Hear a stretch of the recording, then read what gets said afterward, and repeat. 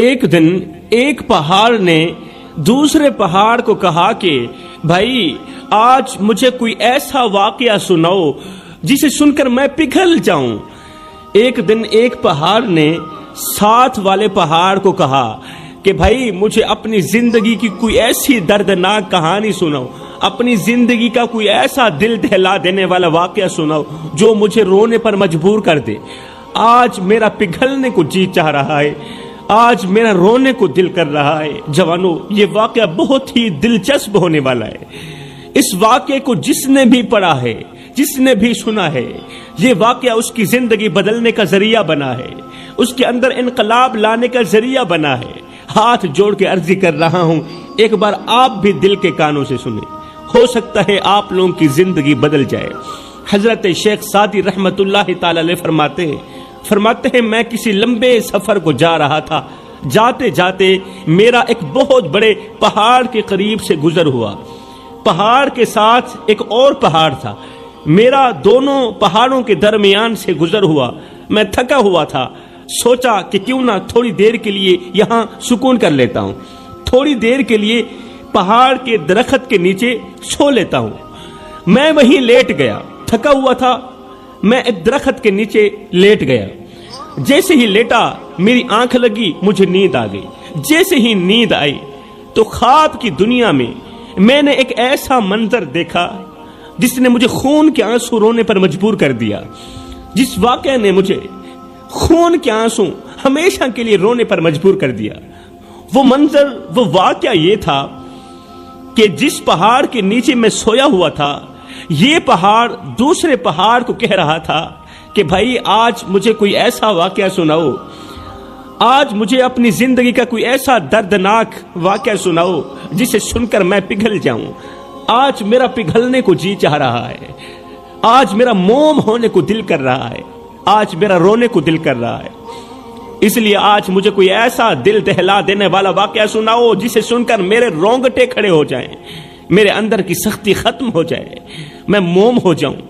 یہ سن کر دوسرے پہاڑ نے کہا بھائی میں تمہیں ایک ایسا واقعہ سناتا ہوں جو میں نے خود اپنی آنکھوں سے دیکھا ہے اور جس واقعے نے میرے دل کو ہلا کر رکھ دیا ہے، ایک ایسا واقعہ سناتا ہوں۔ کہتا ہے یہ ان دنوں کی بات ہے کہ جب زمین پر انسانوں کا حال بہت ہی خراب تھا، گناہوں کی بھرمار تھی، امیروں کا دور تھا، غریبوں کو کوئی پوچھتا تک نہیں تھا۔ اللہ کی زمین پر ایک غریب انسان رہتا تھا، غریب آدمی رہتا تھا جس کی زندگی محرومیوں اور دکھوں سے بھری ہوئی تھی۔ لوگوں نے اسے نہ صرف حقیر جانا بلکہ اس کی غربت کو بھی اس کے کردار کا بہت بڑا عیب سمجھا۔ وہ ہر رات اپنے رب کے سامنے آنسو بہاتا تھا، اپنے رب کے سامنے روتا تھا کہ اے میرے اللہ، تو سب کچھ دیکھ رہا ہے، میرا حال کیوں نہیں دیکھ رہا؟ تو سب کو دیکھ رہا ہے، مجھے کیوں نہیں دیکھ رہا؟ تو سب کے آنسوں کو دیکھتا ہے، میرے آنسوں کو بھی دیکھ، کیا میں تیرا بندہ نہیں ہوں؟ اگر تو مجھے دیکھ رہا ہے اس حال میں تو پھر اللہ مجھے صبر کرنے کی توفیق عطا فرما۔ میرے بھائیوں، اگر غور کیا جائے تو آج کل ہمارا معاشرہ بھی ایسا ہی ہے، میرا معاشرہ بھی ایسا ہی ہے۔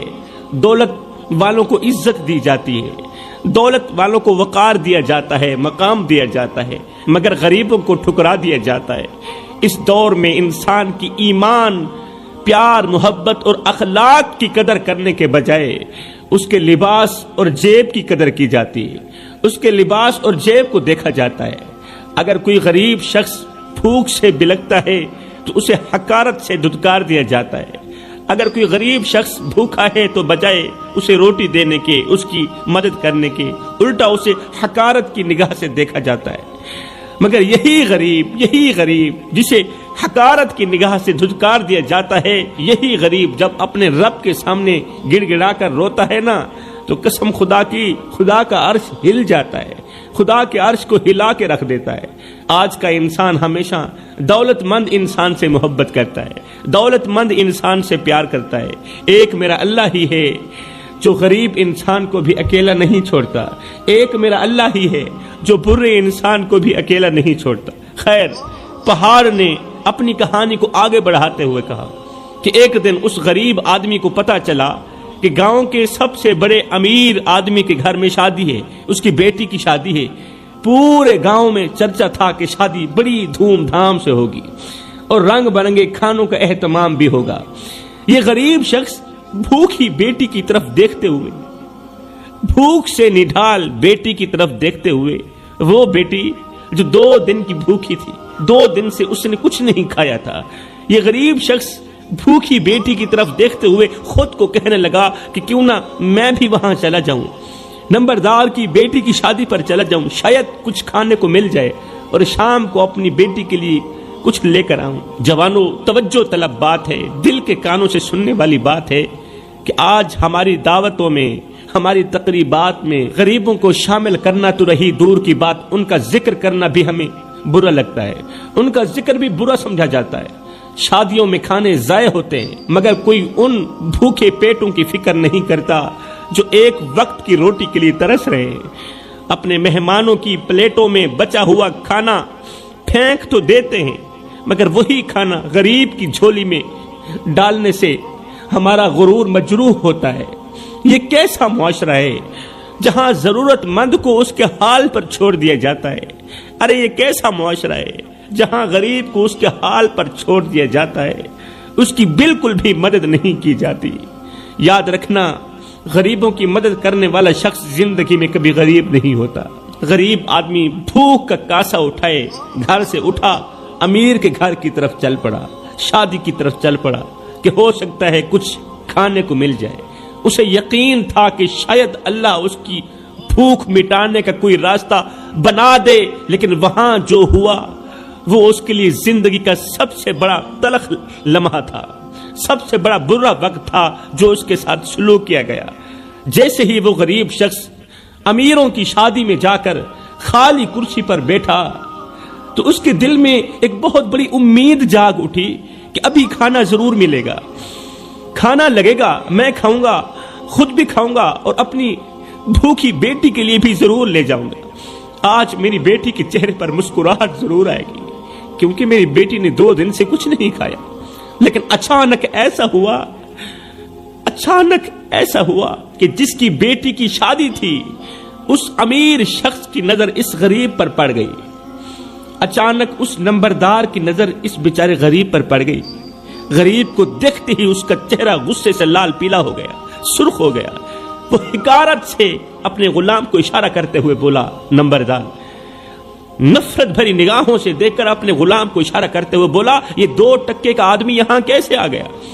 اس کی جرت کیسی ہوئی؟ ہمارے جیسے بڑے لوگوں کی محفل میں بیٹھنے کی اس کی جرت کیسی ہوئی؟ نوکروں کو کہا کہ اسے فوراً اٹھا کر باہر روڑی پر پھینک دو، کچرے پر پھینک دو تاکہ یہ جان لے کہ اس کی اوقات کیا ہے۔ غلام نے حکم کی تعمیل کرتے ہوئے اللہ کے غریب بندے کو اٹھایا، باہر روڑی پر پھینک دیا۔ ہائے، روڑی پر پھینک دیا۔ وہ غریب شخص روڑی کے ڈھیر پر جا بیٹھا، اس کی آنکھوں میں بے بسی کے آنسو تھے اور حسرت بھری نگاہیں ان رنگ برنگے کھانوں کو دیکھ رہی تھی جو وہ کبھی اپنے خوابوں میں بھی نہیں کھا سکتا تھا۔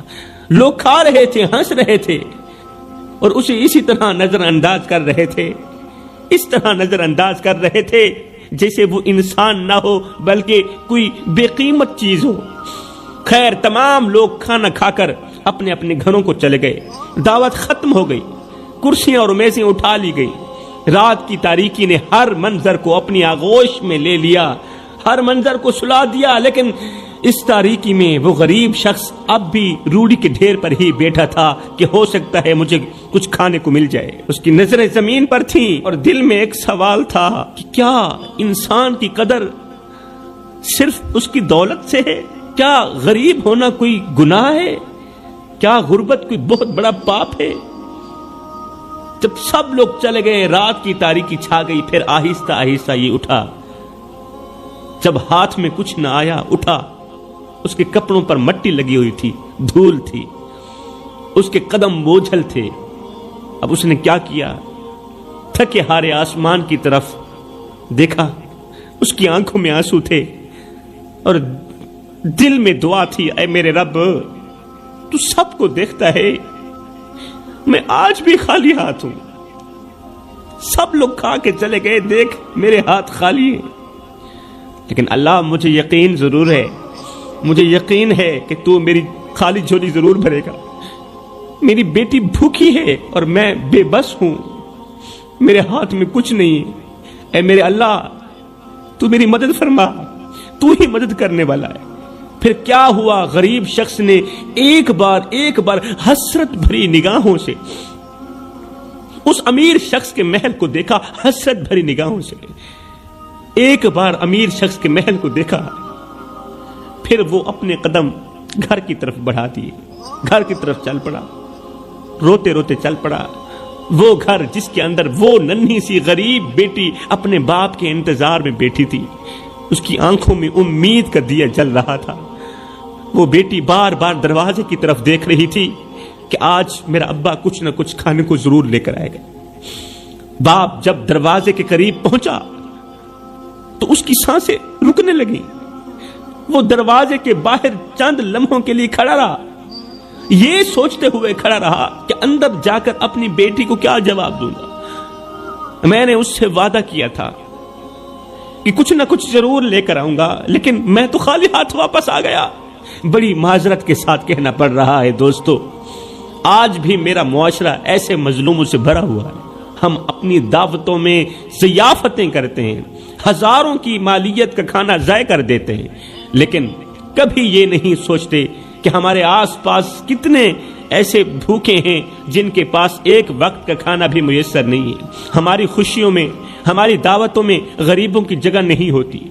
ان کے دکھوں کو سمجھنا تو رہی دور کی بات, ان کے دردوں کو سمجھنا تو رہی دور کی بات, الٹا ہم ان کا مذاق اڑاتے ہیں. ہائے میرے بھائیوں, یہ دنیا انسانیت کے ختم ہونے کی نشانی بن چکی ہے. اس غریب کا دکھ صرف اس کا نہیں بلکہ ہر اس شخص کا دکھ ہے جو اپنے بچوں کے لیے روزگار اور عزت کی تلاش میں در بدر کی ٹھوکریں کھا رہا ہے. اب دوسرا پہاڑ رو بھی رہا تھا اور بڑے شوق سے دل سے یہ واقعہ سن بھی رہا تھا. وہ رو بھی رہا تھا اور واقعہ سن بھی رہا تھا, لیکن ہمارے دل اس قدر پتھر بن چکے ہیں کہ ہماری آنکھوں سے آنسو بہنا تو رہی دور کی بات, ہم غریب کی کہانی سننا بھی گوارا نہیں کرتے, غریب کی کہانی سننا بھی پسند نہیں کرتے. ہمیں یہ کہانیاں وقت ضائع کرنے والی لگتی. خیر وقت قلیل ہے, موضوع طویل ہے. پہاڑ نے کہانی جاری رکھتے ہوئے کہا کہ وہ غریب باپ گھر کے دروازے پر کھڑا تھا. وہ سوچ رہا تھا کہ اندر جا کر میں اپنی بیٹی کو کیا کہوں گا. وہ معصوم جو دن بھر بھوک کی شدت برداشت کرتی رہی, اب اسے کیا کہوں گا کہ آج کی رات بھی تجھے بھوک سے گزارنا پڑے گی. ہے اندر بیٹی دروازے پر نظریں جمائے بیٹھی تھی. جیسے ہی اس نے اپنے باپ کو آتے دیکھا تو اس کی آنکھوں میں خوشی کی ایک چمک اٹھی, لیکن جیسے ہی اس نے باپ کے خالی ہاتھ دیکھے کہ باپ کھانا تو نہیں لے کر آ رہا تو اچانک اس کی چمک غائب ہو گئی. اچانک اس کی خوشی ایک نئی ٹینشن میں بدل گئی. اس نے اپنے کانپتے ہوئے ہاتھوں سے باپ کا ہاتھ تھاما. بیٹی نے کانپتے ہوئے ہاتھوں سے, کمزور ہاتھوں سے باپ کا ہاتھ تھاما اور ایک ایسا جملہ کہا جو انسانیت کے لیے سب سے بڑا سبق بن گیا. اب بھوکی بیٹی کا جملہ ضرور سنو. یہ وہ بیٹی ہے جس کو 2 دن بھوک سے گزر گئے, 2 دن سے اس نے کچھ نہیں کھایا. بیٹی نے باپ کا ہاتھ تھاما اور ساتھ میں کہا, ابا ایک وعدہ کرو مجھ سے. باپ نے کہا, بیٹی کون سا وعدہ ہے؟ بیٹی نے کہا, چاہے میں بھوک سے کیوں نہ مر جاؤں لیکن مجھے کھلانا تو حلال کا لقمہ کھلانا. میں بھوک ہی کیوں نہ مر جاؤں اس کی فکر مت کرنا, مجھے کھلانا تو حلال کا لقمہ کھلانا. آج نہیں تو کل ہی صحیح, آج نہیں تو کل ہی کھلا دینا.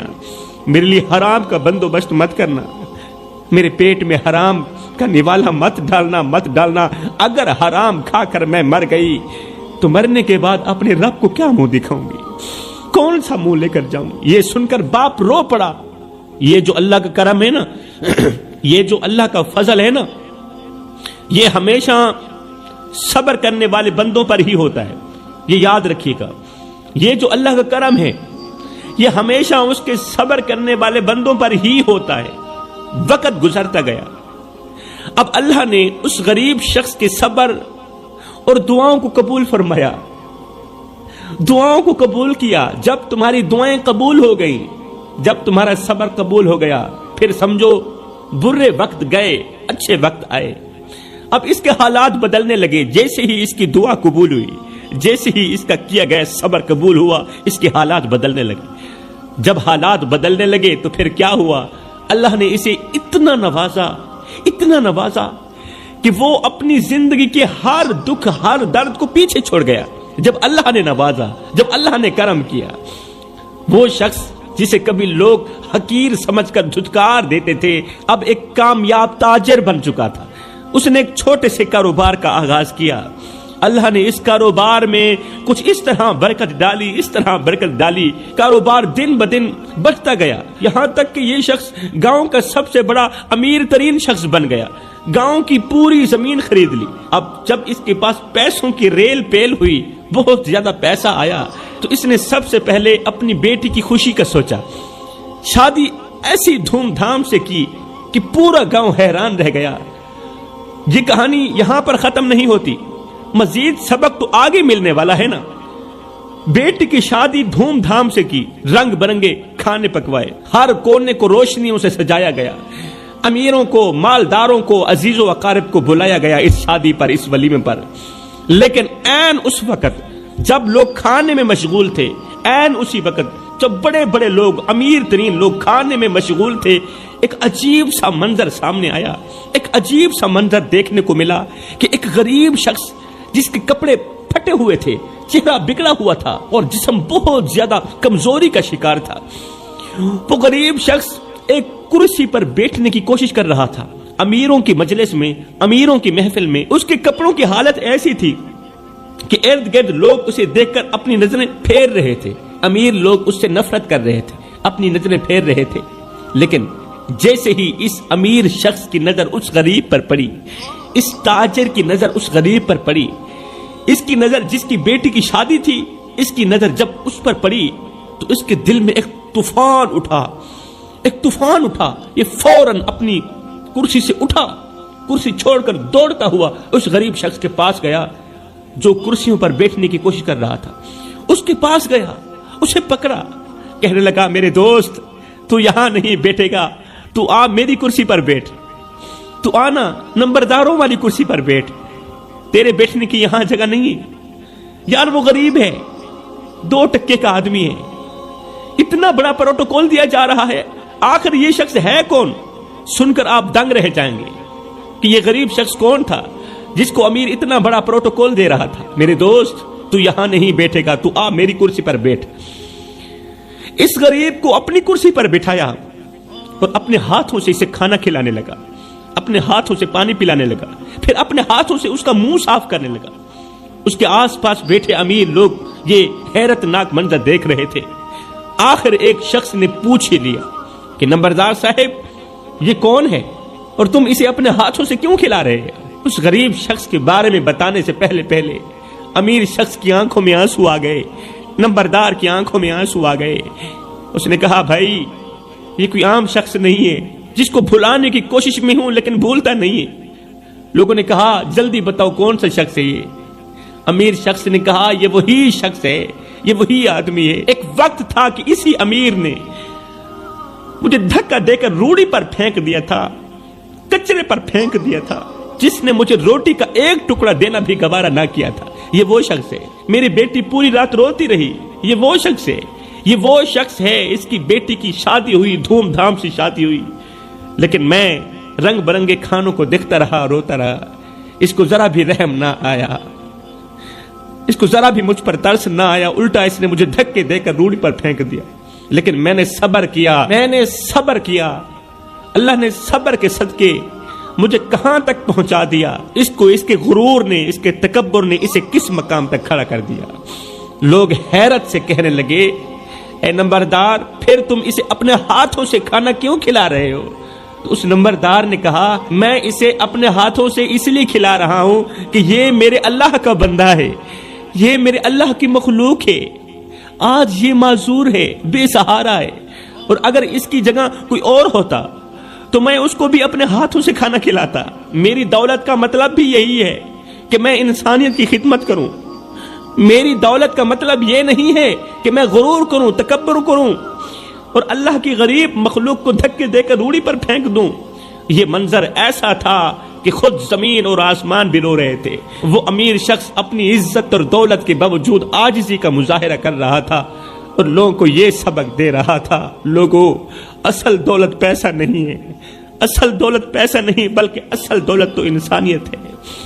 یہ واقعہ سناتے ہوئے پہاڑ کی آواز بھاری ہو گئی۔ پہاڑ نے رو کر کہا، میں اس منظر کو یاد کر کے آج بھی روتا ہوں، لیکن افسوس کہ انسانیت نے ان سبقوں کو بھلا دیا۔ آج ہمارا معاشرہ اس پہلو پر غور کرے کہ اللہ کا وعدہ ہے کہ وہ مظلوم کی دعا کبھی رد نہیں کرے گا۔ اللہ کا وعدہ ہے، اللہ مظلوم کی دعا کبھی رد نہیں کرتا اور ظالم کو کبھی معاف نہیں کرتا۔ جو دولت آج ہمیں غرور میں مبتلا کرتی ہے، کل یہی دولت ہمیں اللہ کی پاک بارگاہ میں جواب دہ بنائے۔